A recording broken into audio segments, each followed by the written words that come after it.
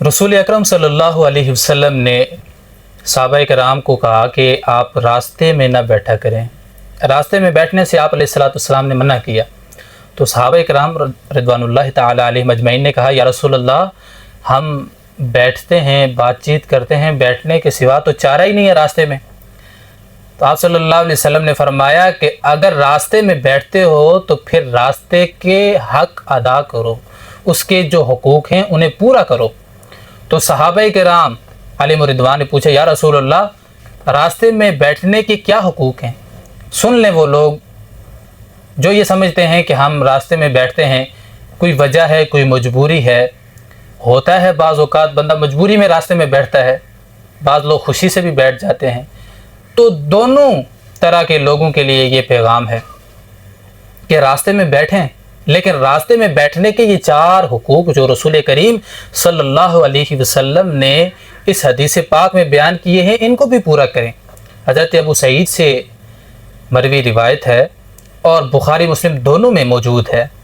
आका अलैहिस्सलातु वस्सलाम ने फरमाया कि अगर रास्ते में बैठते हो तो अपनी नज़रें नीची रखो।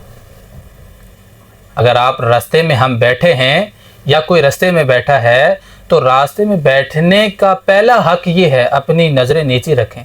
हम किसी मशवरे के लिए, किसी काम के लिए अगर रास्ते में बैठे हैं तो ऐसा नहीं है जो भी आया फ़ौरन देखा कि कौन आ रहा है, कौन जा रहा है, ऐसा नहीं करना।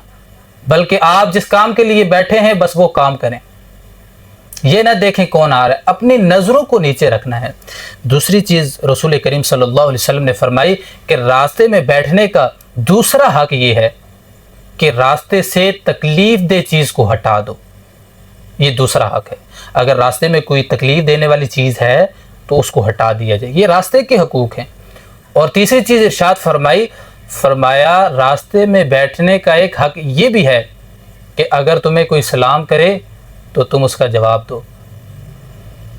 तो जो बंदा रास्ते में बैठे तो उस रास्ते में बैठने का एक हक़ ये भी पूरा करे कि कोई अगर सलाम कर रहा है तो उसका जवाब दिया जाए। ऐसा ना हो कि जी हम तो अपनी मीटिंग में मसरूफ़ हैं, सलाम उसको पता नहीं है, वो ऐसे ही सलाम कर रहा है। भाई वो तो रसूलुल्लाह की हदीस पर अमल कर रहा है कि चलने वाला बैठे हुए को सलाम करे, तो आपका क्या हक़ है कि उसके सलाम का जवाब दें।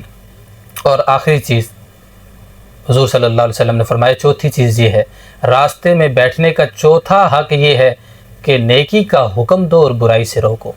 अब ऐसा नहीं है कोई बुरा काम कर रहा है, आप रास्ते में बैठे हैं, आप कहें जी बुरा कर रहा है, हमारी तो मीटिंग चल रही है, हमारा उससे कोई वास्ता नहीं। नहीं, वास्ता है। और रसूल करीम सल्लल्लाहु अलैहि वसल्लम ने फरमाया वो ये वास्ता है कि तुम्हारा हक़ है और रास्ते में बैठने का ये हक़ है, तुम नेकी की दावत दो, नेकी का हुक्म दो और बुराई से रोको। तो ये रास्ते में बैठने के 4 हुकूक हैं।